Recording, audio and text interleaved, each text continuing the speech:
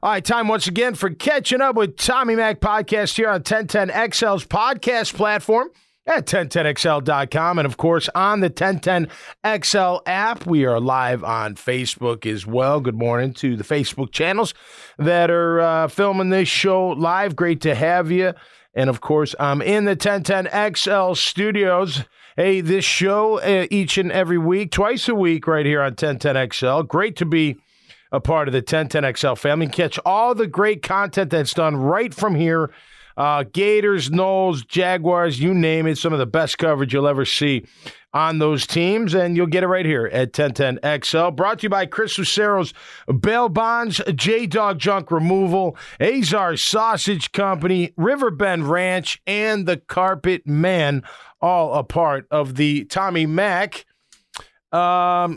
top small businesses that I love promoting, man. So we'll talk about them throughout. We're going to get into camp today. I did not go out to camp today. I do appreciate everyone checking out the Facebook videos that I've been putting out there, just trying to get you a little taste. I've told you throughout the week how beautiful the facility is. It's magnificent. It's great for the fans. If you haven't been out to practice, you need to try to get out. I know there are only so many tickets. Get out there. It's absolutely incredible. You can see everything that's going on. It's never too far away. It's right there in front of you, as is Graham Marsh, my esteemed producer, who's back from a long, weary, and winding road of the ACC Media Days. What's up there, Grammage? Good morning, sir. How you doing, dude? Oh, you feeling all right? I'm on fumes. Okay. I'm, running on empty. I'm running on empty. That is for sure. Running blind? A little bit. Okay. A little bit. Running into the sun. Yeah, unfortunately, today is not a slow day either. There's still a lot of stuff to get done. What time did you guys get in last night? About 1. Okay. Probably. You drove from Charlotte? Yes, sir. Okay. That's a trek. I've done that before. Yeah, and the problem was 6 and a hook? How many hours? A little less than 6, actually. Oh, nice. More like 5:45. Okay. We hit really bad traffic leaving Charlotte. Okay. Because we left like right at 5 o'clock traffic. That's never good. It's some bad traffic. And then 95 on the way back was closed off. Okay. Like basically when we were in Jacksonville, because they were doing some construction at the airport. Yeah. So they had to detour everybody a little bit early off of 95 to get to 295, which is where we need to go to get to the Southside Connector. Right. To get to... That construction up there by the airport, I did it the other week. Yeah. It's challenging, especially in the dark, man.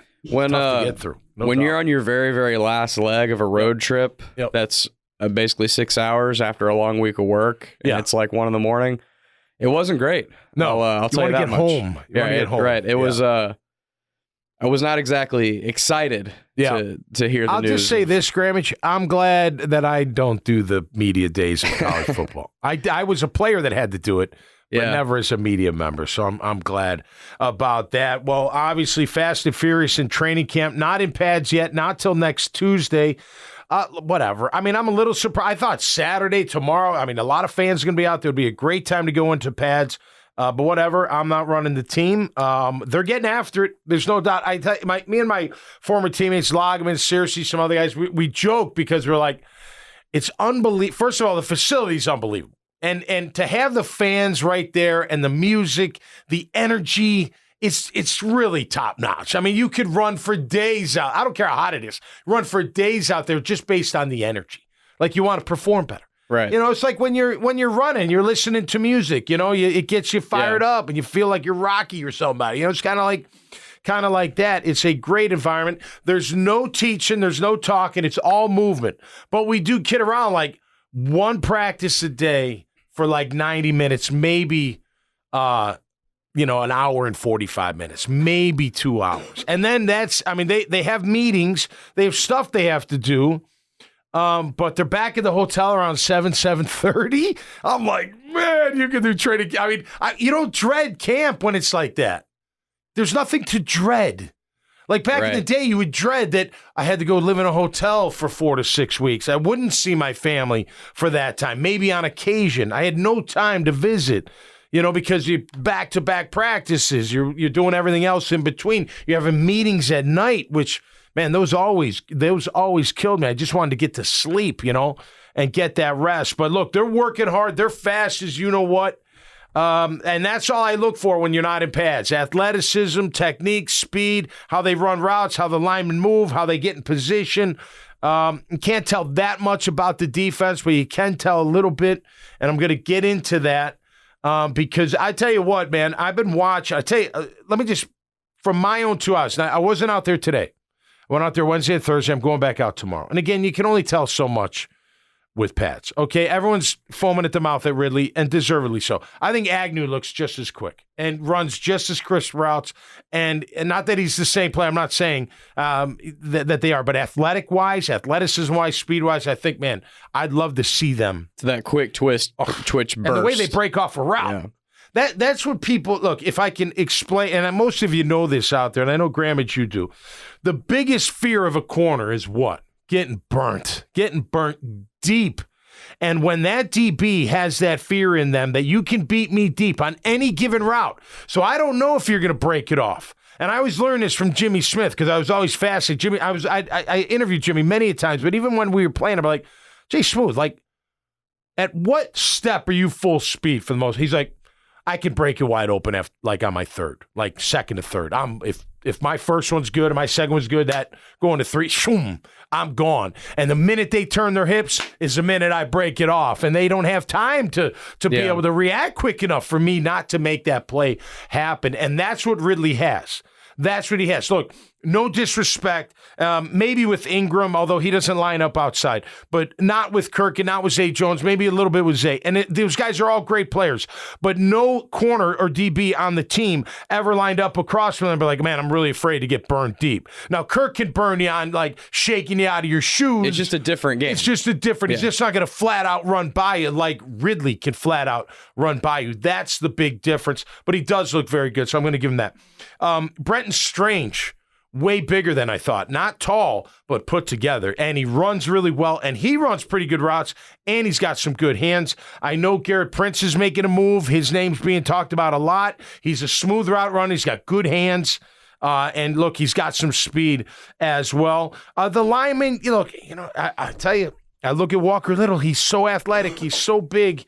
He's so athletic. Man, I hope he can put it all together because he could be a really, really good offensive lineman. Anton Harrison looks the part.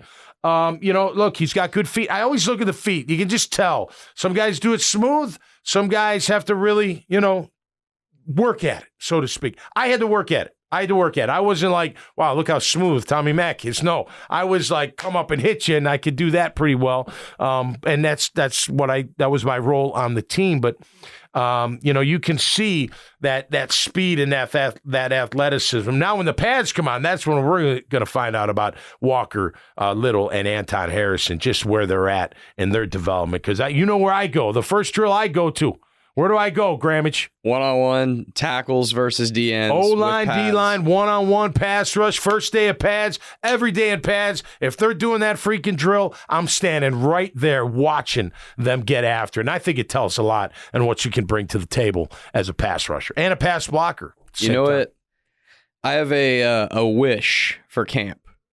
If I was giving Santa like a Christmas list of things I want to see during training camp. What do you want to see? There's a bunch of things, but I think number one, okay, hear me out on this. I want to see Walker Little get into a fight. Oh, uppercut. You like that? Uppercut. At some point. Yeah, just snap. Because I think we could all agree that Walker is very sound technique-wise. Like you just said, he's big as hell. He's athletic freak. For his size, he's can really like move. Schwarzenegger in Twins without the muscularity, but he's got all the genetic makeup. The offensive tackle version of that, yes. Without a doubt. You look at him, you're like, he's a left tackle. The one thing is I wish I saw more nasty out of him. Well, we're gonna Cam Robinson, where Cam will talk mess to people and he'll mix it up. And back it up. Do you remember, I saw this play the other day, when ETN ripped off that huge run against the Broncos, it was like a 50-yard run. You remember seeing Cam Robinson waving goodbye to the Broncos sideline? Yeah. I want a little bit. I love that out of Cam. That's my favorite part about Cam Robinson. Yep. He's mean. He's very mean. He's mean out there. I want Walker Little at some point. Hopefully it's, week 3, dog days. We're sick of hitting each other. We're tired. I want Walker Little to just say, you're not going to F with me and just get in there with somebody. I got to believe that Phil Rosher has had these conversations. I'm going to take you back to 95. Look, we all knew Biselli had all the tools. There's no doubt when he was a rookie.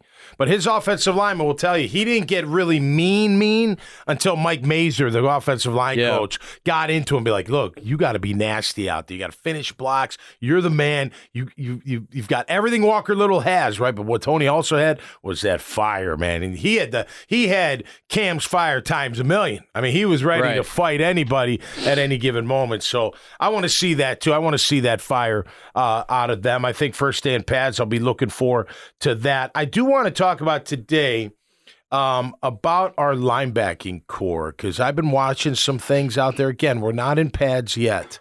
But I think I see some really good things about the starting four. You may be wondering what this T-shirt is. Well, if you want a T-shirt that says Meat 55 with the cattle and Chef Tommy Mac, you send a text, pound 55 meat to 904-234-4893. You'll get one of these shirts if you order a bundle. It's some of the best steak, I'm telling you, you'll ever have. I would never steer you, no pun intended, never steer you in the wrong, male cow is a steer. Hey, did you get that out there? I hope so. I think you did. I barely made it, so nonetheless. But yeah, it's some of the best. No hormones, no antibiotics, straight from the ranch, right to your door. Buy a bundle, get a T-shirt, and I'm going to be cooking out for you. That's right. Beers, cooking out, and football stories aplenty. Stay tuned for that. The first 55 get the T-shirt and the special deal. All right, so look, who do I want to start? I'm going to start with Devin Lloyd, okay?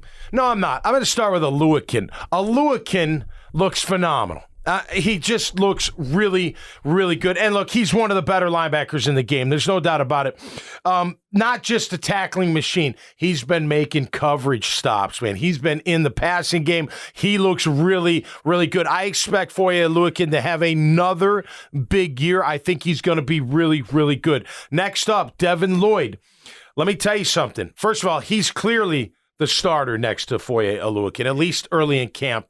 He has been. And look, they gave up a lot for him. He's a first-round pick. He's got to be that guy. I know he's worked hard this offseason. I know he's put in a lot of effort into making sure he's in great shape, that he knows the game. He looks very comfortable. He's making plays on the ball. Mike Caldwell blitzed him early in one of the practices earlier this week. A great blitz, great timing. He would have nailed Trevor for a loss without question before he got the ball off. He looks really confident. I mean, really, really confident. And look, at the end of the day, if he knows what's going on, and it looks like he does. I was watching him in coverage. Look, coverage isn't just, I dropped, like back in the day, go to the curl, and then you just wait. It's not. Coverage is man-to-man in your zone, and then when that guy leaves the zone, someone else is coming in. You got to pick him up. And I see his eyes working. Right? So the other day I'm watching him, and it's just simple. Tight end comes up the field, someone comes underneath. And it's so easy to focus on the guy that you're turning into. The tight end comes up, I got to carry him for a little bit. If it's cover two, I got to take him all the way. It wasn't cover two because the safety was there. And so he lets him go, and right as he's letting him go, I see him looking, and he sees the underneath route. Now, he could have reacted a tiny bit quicker, made a play on the ball, but he would have made a tackle right as the guy caught the foot. So to me, he's starting to get that. Look, you got to realize it's like traffic. You know what I mean? You're covering a guy, you're looking, and you're in zone. Man's easy unless you get beat. But man's easy. You just got your man. Who's my man? I got him. It doesn't change. Now, if I'm in and out with two guys and a safety, like I got the inside, whoever that is, the tight end may go out, the guy comes in, we switch. Right? That's simple stuff. But when you're in zone 4-2-0, all these coverages, you're like, whoa, like, holy, there's stuff everywhere. It's like Frogger almost, although you're not trying to get across the street. It's just everywhere in front of you. So it does take a little bit of time, but I think he's coming into his own, and I'm expecting, I'm not trying to, look, I really think he's going to have a good year. I do. I think they're going to have a really good year out of him. So my two inside backers, I'm not going to call them I'm not going to call them anything, but they, at the end of the year, I'm going to say, what is today, July 28th?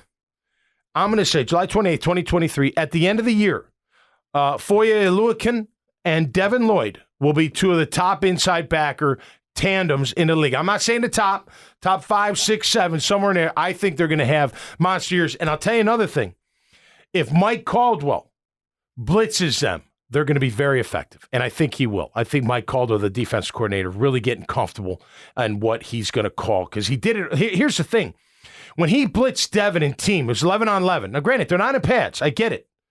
But it was like the first day in camp. And you're like, you're already blitzing. I mean, think about that. That's the install's already in. And why? Why do they call it? Because remember late in the year, what was some plays that stood out about Devin Lloyd when he rushed the passer? He was getting in the backfield. He was getting in the backfield quite a bit. So I like seeing it. Really, when I was in Charlotte, I was up in my hotel room editing some stuff that we had recorded and whatever, and NFL Network had the Chiefs playoff game on. They put it on, and I like rewatching it because it sucks that the Jags lost, but I like seeing stuff, whatever.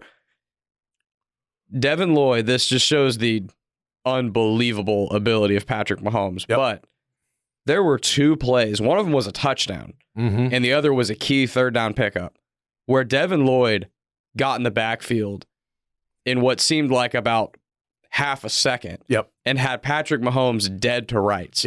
And then, of course, Patrick Mahomes did the Patrick Mahomes thing where he just goes. It's phenomenal. But you saw that he could get there. I mean, Micah Parsons, it would have had the same result, right? True. But it was just an example of two plays where because the end result of the play was a negative for the Jaguars, you don't remember. But it was even the end of last year, like you're talking about. We know Devin Lloyd had that lull where he struggled. Yeah, it was more mental than physical, though. But he kind of got his crap together late in the season and started making plays. And you started to see flashes of what this guy could really be. And to your point, it's clear that the entire offseason, it was incredibly important to him to be more mentally aware, really know what was going on, and be in ridiculous physical shape. He stuck around. Yes. Him and Muma, to give Chad credit too. Him and Muma. And Chad Muma's going to have a role on this team. There's no doubt about it. He'll get out there and have to perform, at some point. I think Devin Lloyd, and look, he's a first-round pick. He better be. You gave up a lot to trade up for him. He better be a badass linebacker. This is not some flyer you took in the 5th round. This is a guy you are heavily invested in. Exactly. So I'm looking forward to those two. Look, Josh Allen looks good. He looked good in camp last year. We know the story on Josh Allen. He's just got to be more consistent. He needs more help. We know that across the D-line. He needs someone next to him. He needs the other guy on the opposite end of him in Trayvon Walker to take that next step. Now, listen to me. When if Trayvon Walker, if Josh Allen, who's got all the talent to do it, becomes more consistent, and Trayvon Walker, who also is an incredible, the guy leaned up, he looks good. I'm looking forward to seeing him in pads. He should be very good. If he gets his stuff together, you're talking about a quartet of 3-4 backers that could be really special this year, in my opinion. Now, think about it. Okay, a lot of work to be done. I'm not anointing nobody nothing. I don't do that, all right? I don't sugarcoat. But what I'm seeing, and if it all comes together, granted, you still need a good D-line. You still need the coverage behind you and the DBs behind you and all that behind you. But you've got a chance to be a really special unit, the all four of you. And if it comes together, it's going to be, I'm telling you right now, if Caldwell's sending Oluokun and Lloyd up the middle, I'm telling you, it's going to come together, and you're going to be so happy to watch these linebackers go to work. They got to stay healthy, no doubt, but the talent is there. The consistency's got to be there, and I'm telling you, with year number 2 in Mike Caldwell's defense, these 4 are going to shine. I'm looking forward to it. If they don't, I'm going to hammer their ass because they better. It could be the most. Take it for what it's worth. Could be maybe. I mean, excuse my ignorance if I'm not thinking of somebody else around the league, but it could be probably at worst like a top 3, top 4 most athletic defensive line, outside linebacker core. Yep. They've got all the talent. They've got they're physically, they've got it all that you need. Now it's everything else that's got to come together. I think it will. I think they're going to have. A big camp, and I think they're going to have a big season. They got to stay healthy, no doubt about that. I'll still say one of the keys to the entire defense, though, is Foley Fatasaki, right? Kasi. Fatakasi. Sorry, Foley. That guy who was the Jags' number one target in free agency, not just defense, the entire free agency a year ago, who wasn't healthy all year. I remember when we went to Alumni Day early in the year, and he had the quad injury, right? He was battling that quad injury, and then it never got better. What I do know is when he got healthy again, he was disruptive. He was making things happen. He was getting in the backfield. I'm expecting him to have a big year. Roy Robertson Harris. Hey, man, we want to see the last half or the last quarter. He was bring a that beast. RRH to the table, we're going to have a badass defense. You know what I'm saying? I'm telling you right now, it's going to be fun. Tyson Campbell, on the verge of stardom. I mean, he is so good. Big, fast, long, can cover down all day long. Tyson Campbell makes it 10-on-10 football. He could take out the number one guy. You're not going to be beating him deep or working him at all. You're probably going to avoid him. Darius Williams can hold. Now, look, we need pressure, but Darius Williams can hold his own. Cisco should be up for a big year. Rayshawn Jenkins should be having a big year. And I'm telling you right now, keep your eye on 26. Keep your eye on 26. Antonio Johnson.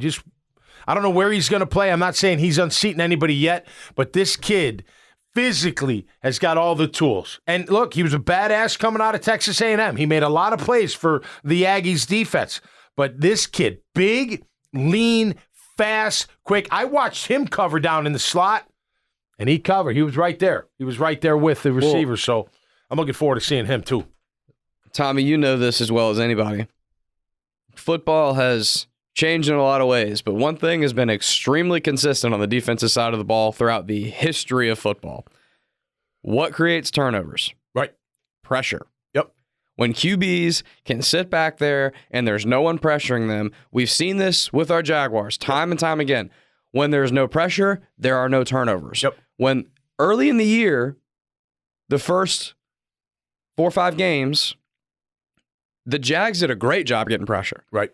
They were living in backfields. They were. And it was like they couldn't stop getting interceptions and fumbles. Yep. And then the pressure slowed down. Yep. All of a sudden, those 3 turnover games, those 2 turnover games, yep. Week after week, you started having 0 turnover games. And then later on in the year, yep. Got a little bit of pressure back, got some turnovers back. It builds on itself. It's the same thing. It is. And look, I always bring up third down conversion on offense and defense. They had too many games where they are at 70%. The defense. That means the offense is converting 7 of 10 first downs, which means what? Clock's running, chains are moving, and your offense is getting cold on the sideline. That's what it's doing. So that's got to be better. And if they can make that better, they ended up like 41, 42%, which isn't good. It's not terrible. I mean, 50 would be terrible, as an average. Yeah.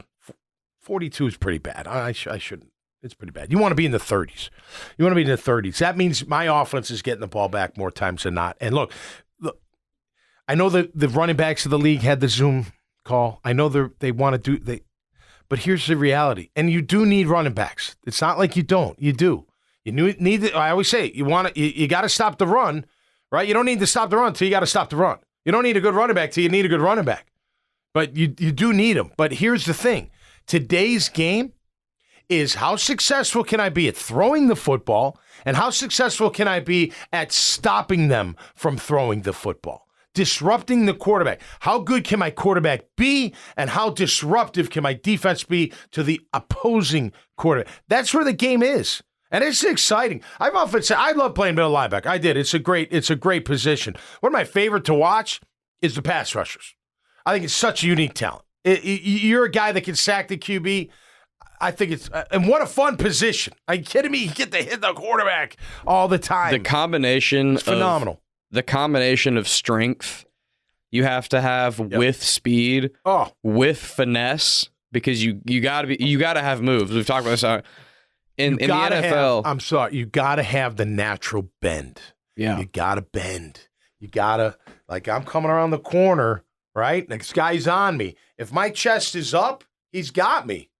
All he's got to do is keep pushing me. If I get down and I'm coming around the corner and you can't touch me and I'm not missing any speed. I'm not slowing down.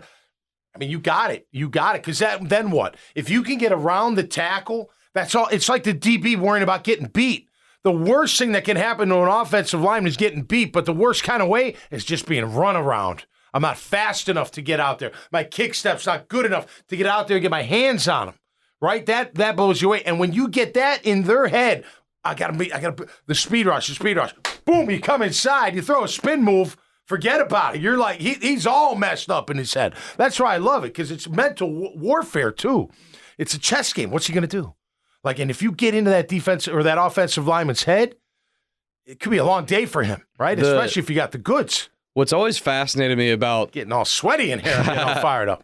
What's always fascinated me about pass rushers versus tackles in the chess match you're talking about is it's always in a phone booth. Yeah. As opposed to, you look at like a Tyreek Hill, a wide receiver, there are some chess moves going on with route running and stuff, but for the most part, if you get him in space, he's just faster. Yeah.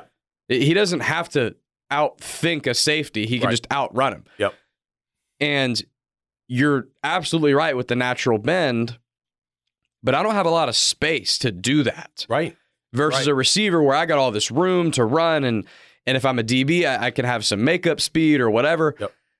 As a tackle, if I get beat one time, I'm cooked. It's over. There's no recovery after that. I lose. Yeah. If I'm a DN, just like you're talking about, if I show my chest and he beat, I lose. It's over. Yep. So it's always just, it fascinated me how much it's so sudden. It's just in this small little box that you got to do all this stuff. And the DTs are even more sudden. Yeah. I mean, it's like karate chop city. Yeah. Man. Chop suey. Get that arm off me and then get around him. You want to go watch Aaron Donald's. Watch all the great ones. Hand movements. Well, yeah, you got to have power. You got to have speed. You got to have size. You know what else you got to have? You got to be able to grab their hands the minute they get up, right? Can I pin one arm down and get that elbow up? Guess what? If I get that elbow up, I used to use this trick when throwing guys out of the bar. It was a great trick. If you could pin one arm to their side, and then you take the other arm and throw it over their shoulder, like you got to get underneath the elbow, you could take a big man for a ride. Let me just tell you that. He's going wherever the hell you want him to go. Now, it's easier said than done in a football game, but you can do those type things. You guys watch the real good ones. They're really good with their hands. If I'm a young defensive lineman out there, I'm working on my hands constantly. My hand-eye coordination, my speed in my hands, whether it's kung fu or boxing or whatever it may be, you got to learn how to use those hands when you're in the trenches, because it's in a phone booth, and all they want to do is grab you. That's all they want to do. The old linemen just want to get under your pads. They like grabbing your skin and make it, they rip it. The sons of guns. That's what they try to do. They try to get you right under the armpit. You'll come out of a game with bruises under your armpits because that's where they try to grab you. You got to knock them down and move them out. It's tough. Once they get a hold of you, it's a very, very tough thing to do. It's not tough. What's not tough is calling J-Dog junk removal and hauling. That was awful. J-Dog junk removal and hauling. Yeah, hauling all your junk, whether it's furniture, whether it's appliances, office equipment, whatever it is, office furniture, they will come in and they will get it done the right way with trust, integrity, and respect. Military owned and operated J-Dog Junk Removal is. Check them out at jdogjunkremoval.com. They're looking for vets and they're looking for junk, because what they do with most of it, 90% of it, is they refurbish it and give it to a veteran in need or a veteran's family in need. I love my veterans, no doubt about that. I tell you, look, I wish they were in pads early. Next week's going to be fun. I'm going to be out there tomorrow, just checking it out. It's almost, it's just good to be out there. It's good to be out there. It's good to see everything. I'm still waiting for the weight room tour. It's funny. I was talking to one of the, he just got here, a kid named Jacob, really nice kid, works for the team. He was just making sure everything's cool. And I was like, hey man, can I go look at, just go poke my head in the weight room? He's like, no. I'm like, what do you mean? I'm not going to do anything. I just want to see. He's like, no, we'll probably have a tour for you guys at some point. I was like, wow, what is this, like NASA in there? Top secret stuff. He taught me, man, you can't go look at I just want to look at the weight room for a minute. It's a beautiful facility. I mean, outside, it's just absolutely spectacular. Miller Electric Company, good on you, man. You did a phenomenal job. Looks awesome in there, dude. I haven't been there yet. I still haven't been there. I peered through the window because the cafeteria is right outside the field, all glass. I'd be in there eating a ton. Good nutrition, too, for you. No doubt about it. Hey, make sure you check out Azar Sausage Company in your Publix, Winn-Dixie's, and your other local grocers.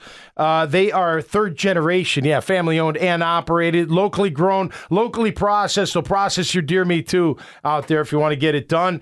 Make sure you check out Azar Sausage Company. Publix, Winn-Dixie, and your local grocer. All right, well, let's face it. The weekend is upon us, thank goodness. It's been a long week, but a fun week. Checking in with the Jags. I'll do it again tomorrow. I'll be on Facebook tomorrow, and we'll get this show out there to YouTube and all the likes. Hey, if you missed the show on Tuesday, go check it out. We'll try to re-air that one. I told a really cool story about my dad telling me the time he was shot down during World War II and captured as a prisoner of war. The first time I ever heard this story was when I was 24 years old, getting ready for my first ever Jaguars training camp. And wow. It's cool. I'm biased, of course, because my dad, my late father, but died a long time ago. But he lived quite the life, and that story got me through training camp. I tell you what, and it helped me make the Jacksonville Jaguars. There's no doubt about that. I'm looking forward to seeing Tank Bixby in camp in pads. He hits the hole hard. He looks fast. He looks big. He's a big guy. I mean, he's muscular. Looks like he can take a pounding.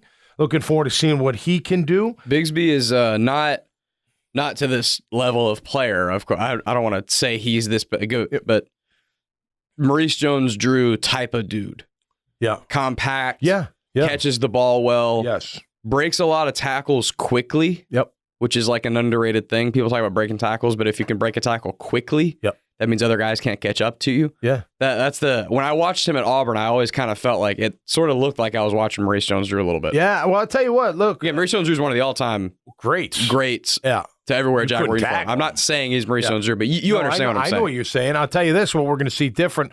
When you see the end of a run by Travis Etienne compared to the end of a run by Tank Bixby, you're going to see a big difference. One goes over, one gets bang. They're right.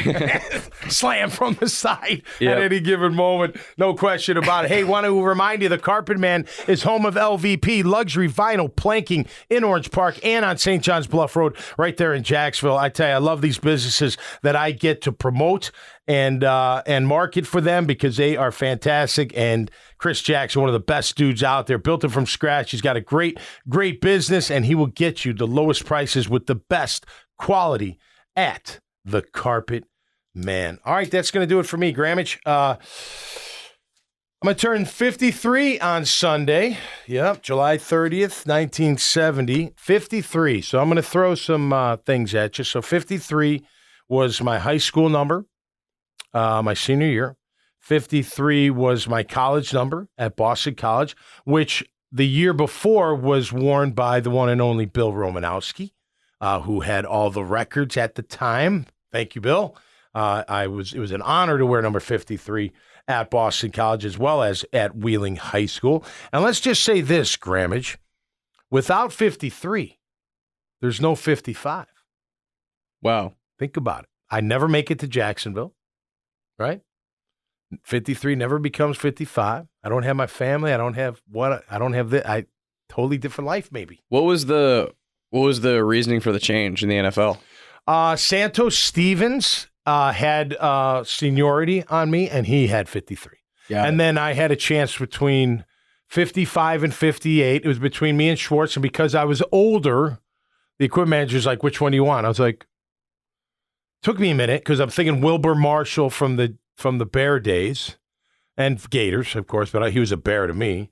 And then 55 was also Otis Wilson from the Bear days. But 55, if you think about it, like Seau, I mean, some, big guys wore 55. So 55 is fast. Well, I wasn't that fast. I was quick. But I was quicker than fast.